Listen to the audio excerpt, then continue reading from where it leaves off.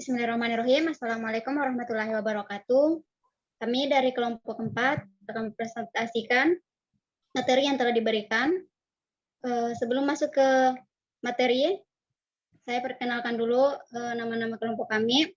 Yang pertama itu ada Muhammad Noval Manhar, yang kedua ada Medi Eklesia dan saya sendiri Rismawati, yang keempat ada Cica Belualo Palisungan, dan yang kelima ada Astriani Paeng.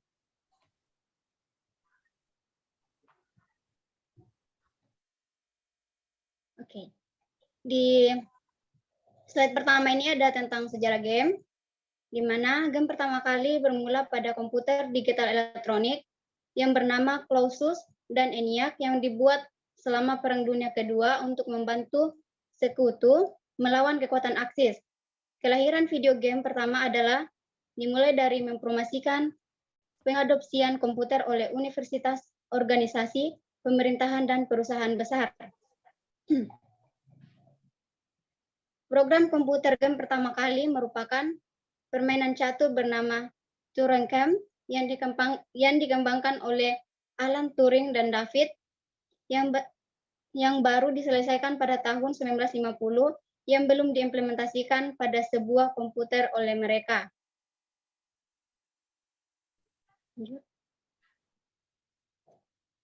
Komputer game elektronika pertama yang diimplementasikan adalah dua buah mesin bernama Bertic, DN Brain, dan Nimrod yang memainkan tic-tac-toe dan game bernama NIM. Mesin bernama Bertie the Brain ini didesain oleh Joseph Cates.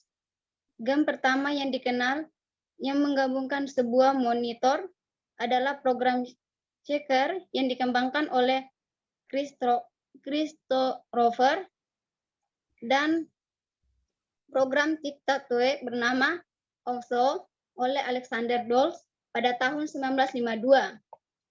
Kemudian beberapa perusahaan seperti Sega Enterprise dan Chicago's Coin merilis Frisco dan juga Save Day pada tahun 1972. Sebuah konsol rumahan dirilis oleh perusahaan produsen televisi Magnavox bernama Magnavox Audacious. Semenjak itu, industri video game dan semakin berkembang. Video game sendiri terdiri dari beberapa generasi. Pada waktu itu, game komputer terdiri dari 3 kategori, diantaranya program pelatihan dan instruksional, program penelitian di lapangan seperti kecerdasan buatan, dan program demonstrasi yang dimaksudkan untuk menghibur masyarakat.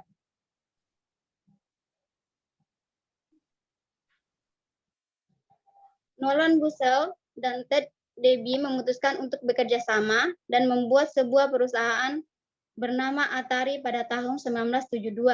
Setelah melihat demonstrasi Magnavox Audacious, Nolan Bushnell meminta karyawan yang baru ia rekrut, Alan Alcorn, untuk membuat versi game tenis meja sebagai proyek latihan agar ia merasa familiar dengan desain video game.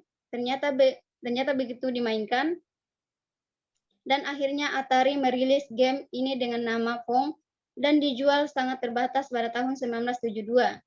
Kemudian Atari dan Midway merilis banyak game baru dengan genre yang beragam seperti Grand Trek 10 pada tahun 1974, Tank pada tahun 1974, Wells pada tahun 1975, Gunfight pada tahun 1975, dan Sea Wolf pada tahun 1976. Kemudian Wells dan Gunfight dilisensikan oleh perusahaan Jepang bernama Taito Trading Company. Karena itu, penerasian video game merambah ke Jepang. Pasar video game semakin menanjak ketika Taito mengenalkan Space Invaders. Di pertengahan tahun 1970-an, game Ball and Paddle sangat digilai dan akhirnya melanjutkan pengembangan Microchip yang bisa digabungkan pada produk rumahan. Atari memasuki fase rumahan pada tahun 1975 dengan sistem chip tunggal bernama Homepop yang dikembangkan oleh Harold Lee. Perusahaan mainan bernama Coleco menggunakan chip LSI untuk membuat konsol game bernama T-Star.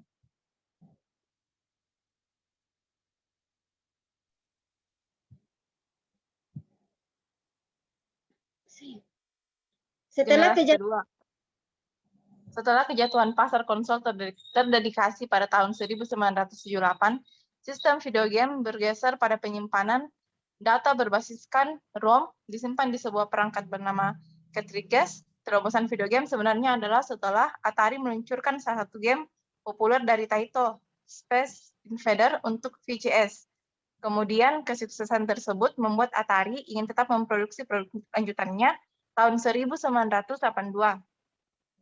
Atari meluncurkan game konsol yang lebih canggih, yakni sistem 8-bit dengan nama Atari 5200, namun sayangnya produk tersebut nggak sukses seperti pendahulunya. Generasi ketiga yaitu salah satu perusahaan game di Jepang yang melahirkan konsol gaming bernama Nintendo Entertainment System atau nama lainnya Famicom. Pada generasi ini, konsol-konsol game pada umumnya menggunakan gamepad atau joypad, dan penggunaan controller ini menjadi lebih populer. Kepopularan penggunaan gamepad atau joypad mengalahkan controller klasik seperti joystick, keypad, dan juga pedal. Konsol generasi ketiga mengangkat genre-genre yang lebih bervariasi ke permukaan seperti beberapa game RPG seperti The Legend of Zelda, Final Fantasy, Dragon Quest, dan yang lainnya. Dan yang lainnya mulai dikenal di masyarakat. Selain itu ada game lain bergenre stealth buatan Hideo Kojima bernama Metal Gear, dan juga game horror bernama Sweet Home buatan Capcom. Generasi keempat, perkembangan teknologi video game pun semakin meningkat, dan disinilah muncul generasi keempat dengan teknologi 16-bit. Di generasi ini muncul sebuah konsol game bernama TurboGrafx 16 yang mengalami penjualan yang cukup baik di Jepang, namun sangat buruk di Amerika Serikat dan Eropa karena jumlah game yang sedikit. Sega melahirkan sebuah konsol game bernama Sega Mega Drive atau Genesis yang sangat laris di tahun 1988. Karena hal tersebut, Nintendo nggak mau kalah dan merilis sistem barunya bernama Super Nintendo Entertainment System atau SNES di tahun 1990. Teknologi yang digunakan keduanya sangatlah mumpuni untuk menghasilkan sebuah visual yang lebih baik. Banyak game-game keren yang dirilis keduanya. Beberapa di antaranya adalah seri Sonic the Hedgehog, Chrono Trigger, Super Mario World, Street of Rage, Golden Axe, dan masih banyak lagi.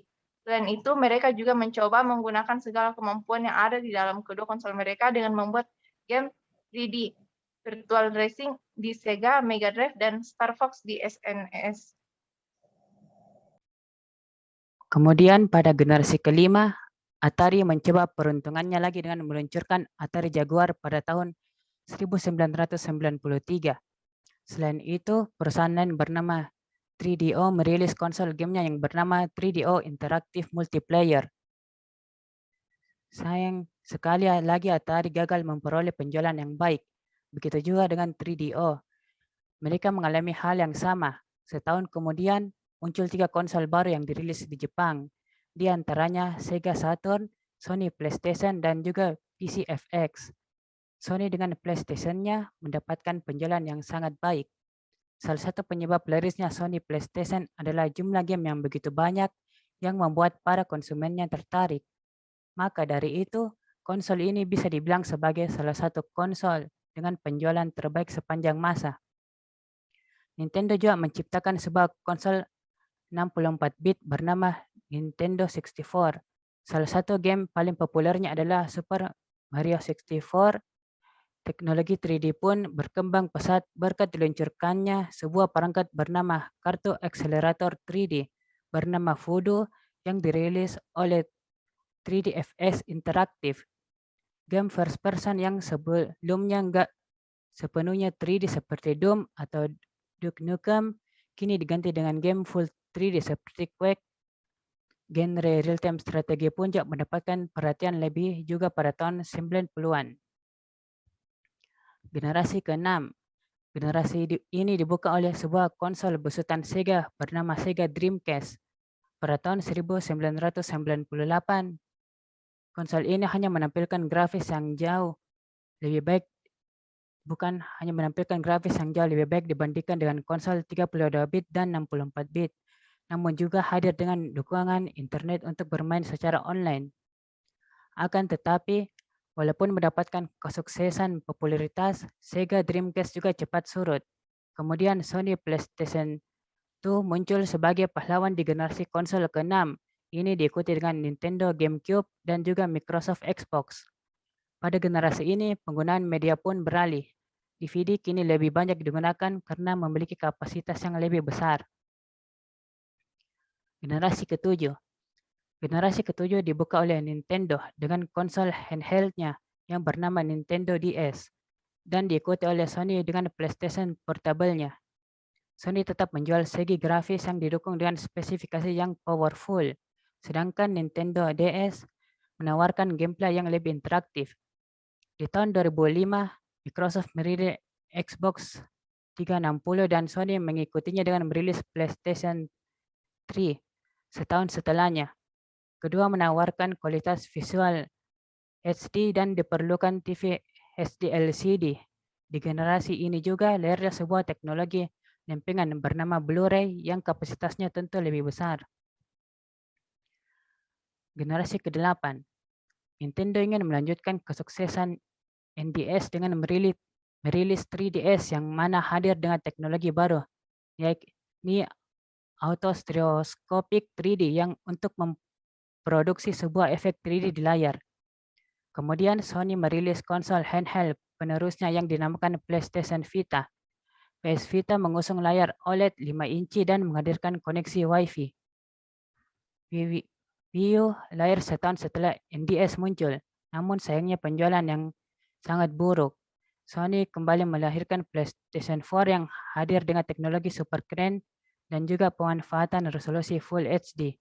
Lalu Microsoft mengeluarkan Xbox One setelah kegagalan Wii U. Nintendo kembali melahirkan konsol gaming dengan nama Switch yang jauh lebih menarik. Kemudian jenis game. Pertama, konsol game. Sebuah mesin elektronik yang dirancang khusus untuk memainkan permainan video. Perangkat penampil grafiknya dapat berupa monitor, komputer, atau televisi.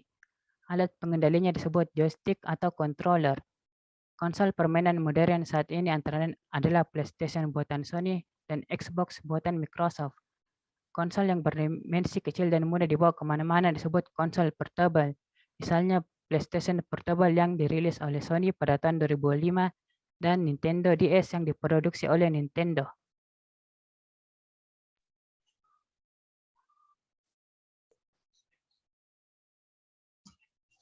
Kedua, PC game. Personal computer game juga dikenal sebagai permainan komputer atau game PC. Adalah permainan yang dimainkan di komputer pribadi, bukan pada video game, konsol, atau mesin arcade. Untuk grafis, game yang menggunakan PC biasanya terlihat lebih cerah dengan kontras yang cukup tinggi. Warna-warna yang dihasilkan oleh game PC ini terlihat lebih mencolok. Untuk kualitas grafisnya, memang beberapa game mengeluhkan bahwa masih kurang halus sehingga terlihat kurang sempurna.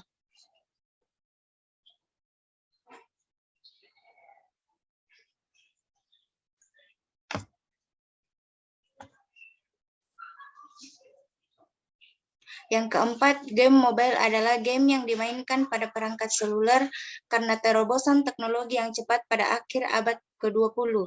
Sejarah game mobile cukup singkat. Game yang paling awal yang diketahui telah dimainkan ialah Tetris, dan perangkat yang digunakan adalah Hagenuk MT2000. Ponsel ini dibuat pada tahun 1994. Nokia meluncurkan game Snake pada tahun 1997. Game ini telah diinstal pada sebagian besar perangkat seluler yang diproduksi oleh Nokia. Saat ini game mobile dari semua jenis telah dikembangkan. Game-game ini kompatibel di platform iOS maupun beberapa game sudah terpasang sebelumnya di mobile. Dan beberapa game dapat diunduh dan dimainkan secara gratis, namun ada pula yang berlangganan. Yang kelima, RPG. Game ini menghadirkan gameplay yang mengandung unsur leveling dalam game ini. Pemain akan bebas menjelajah dunia game. Setiap karakter memiliki kemampuan dan kekuatan yang berbeda. Bahkan dapat dikembangkan sesuai yang diinginkan pemain. Game RPG memungkinkan pemain untuk berkompetisi sehingga berinteraksi atau bertarung dengan pemain lain. Game RPG terbagi menjadi dua jenis, yaitu Action RPG dan Turn-Based RPG. Contoh game jenis ini ialah Ninja, Saga, dan Final Fantasy. Yang ketujuh, FPS. Sesuai namanya, game jenis ini berisi tembak-menembak. Namun dalam game ini, kamu akan memainkan tokoh dengan cara pandang orang pertama. Dalam game FPS ini, kamu akan menemukan berbagai jenis yang harus kamu selesaikan. Intinya dalam game ini, pemain membutuhkan refleks, koordinasi mata dan tangan hingga waktu yang tepat. Contoh game jenis ini ialah Dead Effect dan Counter-Strike.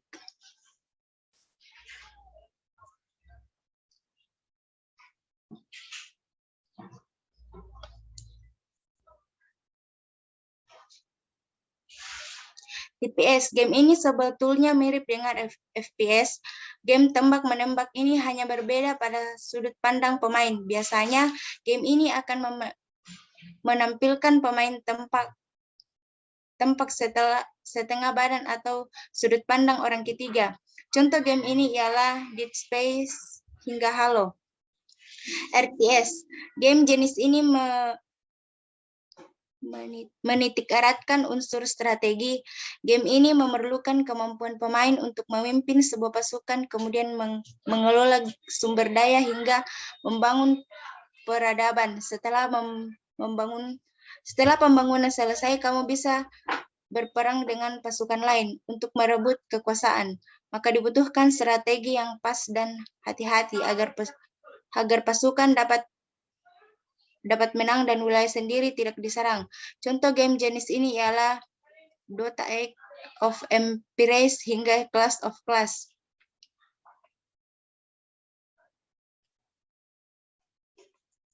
Strategi.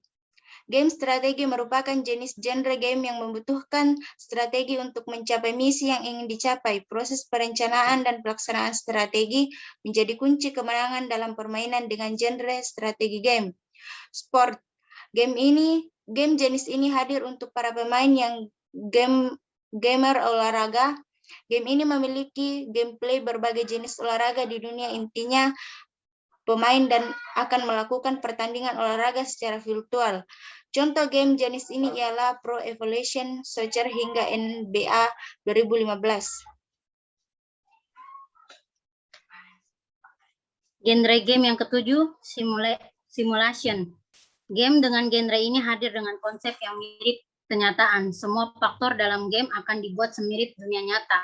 Ada yang menceritakan kehidupan manusia atau kehidupan menjadi seorang wali kota. Membangun sebuah kota dalam game ini, semua keputusan berpengaruh pada karakter yang dimainkan. Inti dari game ini membuat pemain harus berpikir untuk mendirikan, membangun, hingga mengatasi masalah dengan dana terbatas. Contoh game ini ialah The Sims and SimCity. Yang ke-8, Adventure. Game jenis ini berisi tentang petualang. Pemain bisa memainkan karakter untuk menjelajah hutan belantara atau menjelah sebuah bangunan. Intinya, pemain akan melalui sebuah misi. Game ini akan menekankan jalur cerita dan kemampuan berpikir pemain untuk menemukan petunjuk berikutnya. Game jenis ini contohnya Grand Theft Auto.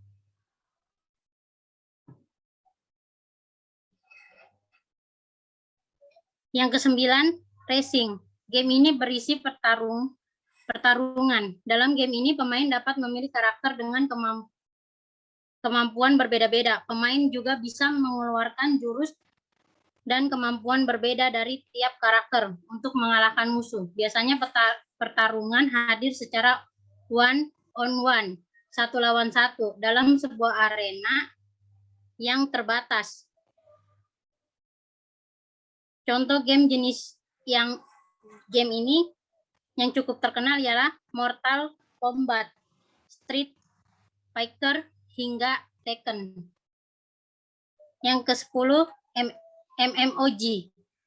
Genre ini merupakan jenis permainan yang melibatkan banyak pemain untuk bermain bersama secara daring.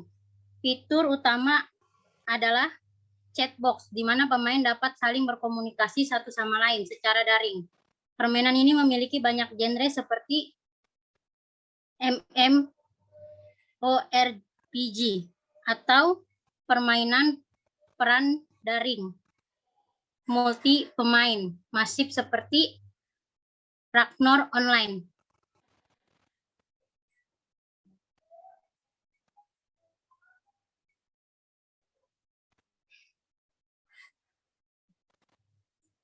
Elemen pembentukan game. Yang pertama, elemen formal. Elemen formal merupakan elemen-elemen pembentuk struktur game.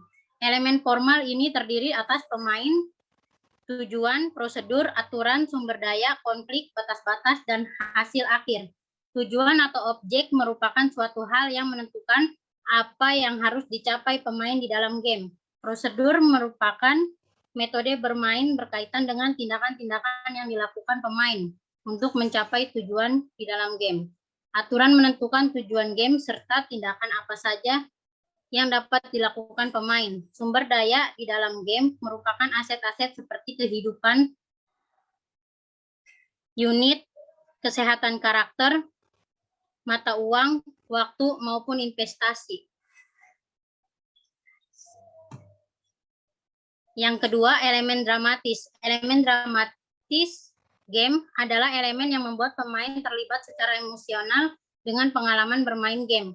Elemen tersebut memberikan konteks dari gameplay, mengintegrasikan elemen formal menjadi sebuah pengalaman yang bermakna.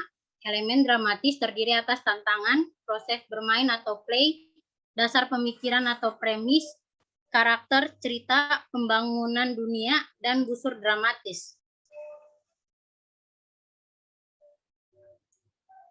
Yang terakhir, sistem dinamik elemen. Dalam hal ini, dinamika dapat dideskripsikan sebagai gameplay. Komponen ini merupakan hasil interaksi antara mekanisme dan pemain yang ada pada game. Dinamika menentukan apa yang terjadi dengan player ketika mekanisme bekerja. Jika mekanisme tidak dapat terlihat oleh pemain, namun dapat mengarahkan pemain ke jalur permainan yang benar, maka berbeda dengan dinamika. Demikian pemaparan yang dapat kami sampaikan. Itulah tadi presentasi dari kelompok kami. Mohon maaf apabila ada kesalahan. Wabillahi taufiq wal hidayah. Wassalamualaikum warahmatullahi wabarakatuh.